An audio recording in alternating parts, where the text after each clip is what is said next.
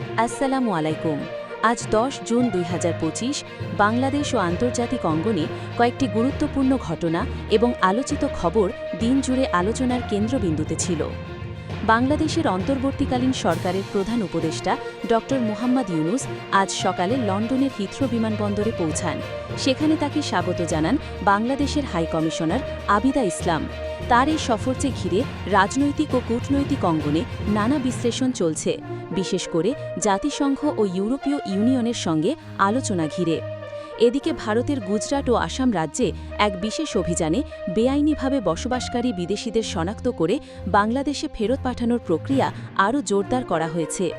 ভারতীয় কর্তৃপক্ষ এই পদক্ষেপকে জাতীয় নিরাপত্তার অংশ হিসেবে দেখলেও মানবাধিকার সংগঠনগুলো অভিযোগ করছে যে ধর্মীয় ও জাতিগত পরিচয়ের ভিত্তিতে নির্দিষ্ট গোষ্ঠীগুলোর ওপর এই পদক্ষেপ নেওয়া হচ্ছে।